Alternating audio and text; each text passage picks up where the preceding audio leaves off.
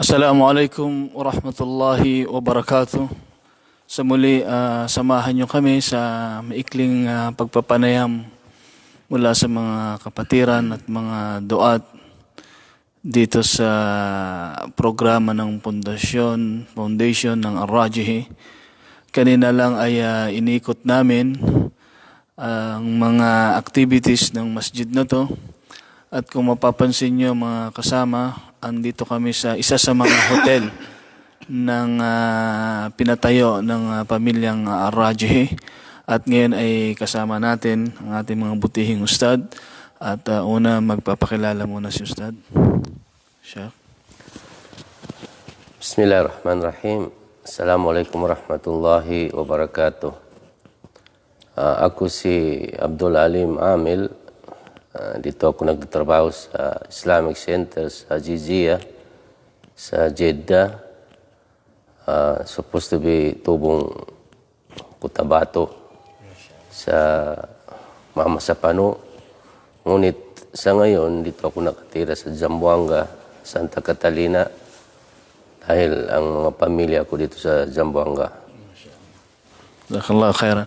At isa rin nating kapatid na Ilocano, at magpapakilala rin siya at saang center at saan sa Pilipinas. Assalamualaikum warahmatullahi wabarakatuh. Ako pala si Abdul Halim Gonzaga na isang balik Islam na kasalukuyan ngayon na ako ay sa Riyadh, sa Nadim. Doon ako nakabis na Islamic Center ng Nadim Al-Janadriya sa Riyadh. So, bali ako ay taga Isabela, Santiago.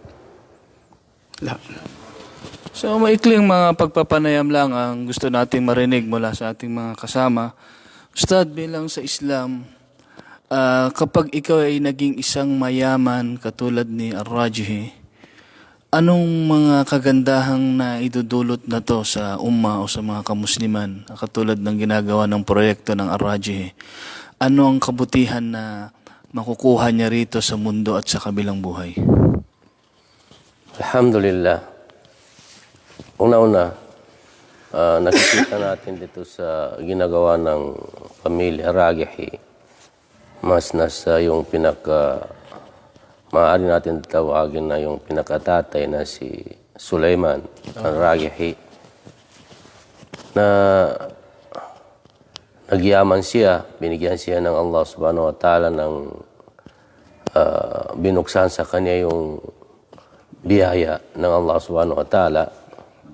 At nakikita natin na napakaganda ang ginagawa niya dito dahil iniisip niya na ito ay bilang ipinagtiwala lamang sa kanya ng Allah subhanahu wa ta'ala, kung kaya lahat ng pamamaraan na nakikita niya na may bigay niya yung mga hak para sa kanya nito ng mga miskin na kailangan nila, itong mga kayamanan na ito ay ginagawa niya ng paraan. Kaya maaari natin sabihin na kung ito ay sana, ganun nga, ito ay taos puso sa kanilang puso, ginagawa nila ito dahil sa alam nila na ito ay pinagutos ng Allah subhanahu wa ta'ala, ang paggulgul, di kaya infaq dito sa mga kayamanan na ibinigay ng Allah, ipinagtiwala ng Allah doon sa mga zihaq, yung mga tao na may karapatan dito na ibibigay sa kanila, na maaaring maging mayaman sila dito sa mundo at maging mayaman din sa kabilang buhay. Naniniwala tayo na ang mga miskin, ang una-una yung mga malaika, si Anghel Gabriel alayhis salam, na pinili niya na maging malapit siya sa mga mahihirap na tao, mga tinatawag mga miskin. Ganon ni si Propeta Muhammad SAW, kailanman hindi niya binalak sa kanyang buhay na siya ay maging mayaman. Samantala kung binalak niya yun ay ibibigay ng Allah subhanahu wa ta'ala sa kanya at siya ay malapit sa mga tao na mga miskin. Ngunit yung mga tao na binuksan ng Allah subhanahu wa ta'ala ang pintuan ng mga kayamanan para sa kanila, nakikita nila at ginagawa nila ang paraan na ibibigay nila doon sa mga tao na may karapatan doon, baka magkaroon nga sa tinatawag na yun na mayaman pa dito sa mundo at mayaman pa sa kabilang buhay. Kasi kung titingnan natin ang programa nitong pamilyang Ragihi, kahit sa panahon ng Hajj ay napakaraming mga tao na pinapahajj nila, na alam natin lahat sa mga katibayan sa hadis ng Prophet Sallam na kapag ikaw ay nakapahajj, nakagastos sa tao na mag-hajj, ay magkakaroon ka ng gantimpala na parang hajj nung tao na nag-hajj. Na samantala yung tao na pinahajj mo ay hindi nababawasan ang Gantimpala. gantimpala ng kaniyang ginagawa. Pero nagkakaroon ka ng ganong libu-libong mga tao, kahit dito lang sa mga Islamic Center na ginagawa nila, ay napakalaki ng kanilang makamtan. Naniniwala tayo doon sa mga sa hadis din ng Prophet Sallallahu nagsasabi na mas mauna itong mga mahihirap na papasok sa paraiso dahil ang una-una, kunti ang ikwenta sa kanila. Pero yung mga mayayaman, kung ginawa nila yung katulad ng ginagawa nito, inshallah, sana ikhlas sa Allah subhanahu wa ta'ala ay hindi maging marami ang kukwintahin sa kanila dahil doon sa reward na yun na nakakamta nila. Wallahu alam. So sa pagkakaalam natin, Ustad, ang pamilya na to, ang pamilyang Rajihi, hindi lang dito sa Makkah na meron silang mga ganitong project, pati sa Riyadh pa, no? Hanggang buong kingdom o pati labas rin ba ng kingdom? Hindi lang dito sa Makkah, supposed to be. Dito sa Qasim, meron sila doon kung ilang hektar na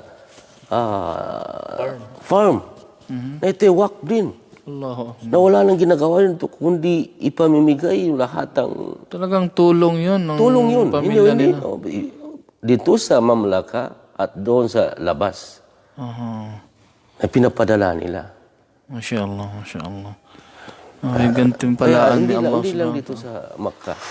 Ustad, yung baka may gusto magtanong, yung pinakatatay ba na si Sulaiman Ar-Rajihi, siya ba'y buhay pa ba hanggang ngayon? O? Hindi ko wala Sure. akong Idea.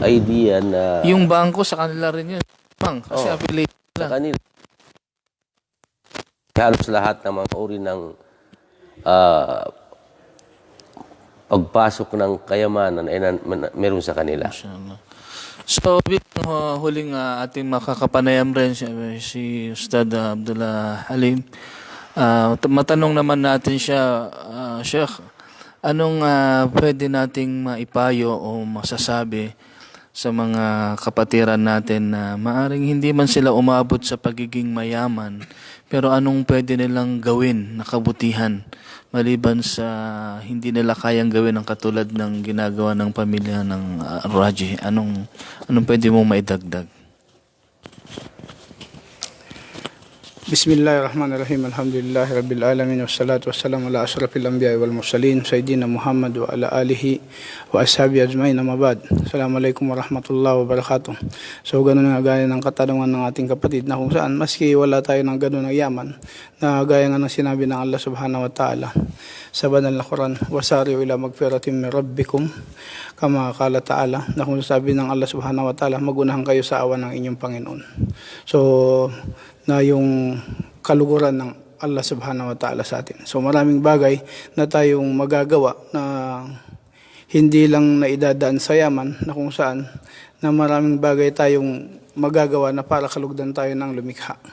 So titingnan natin na sinabi nga gaya ng sabi sa Islam na ad-dunya majra'anil akhirah, na kung saan ang mundo taniman para sa kabilang buhay. So maraming aral sa atin, maraming mga inobliga sa atin ng Allah subhanahu wa ta'ala na gawain natin na pagsamba na dapat na hindi natin ito kaligtaan, bagkus tayo kailangan maging masigasig tayo sa mga gawaing inutos ng Allah subhanahu wa ta'ala, at kinakailangan lagi na nanatili sa atin yung pagkatakot sa Kanya.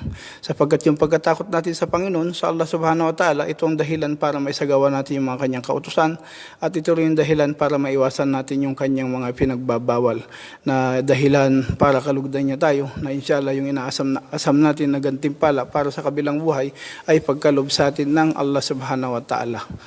at hindi tayo lagi makalimot sa Kanya. Jazakallahu khair. Jazakumullahu khairan. Maraming salamat Sheikh Abdul Alim, Ustad Abdul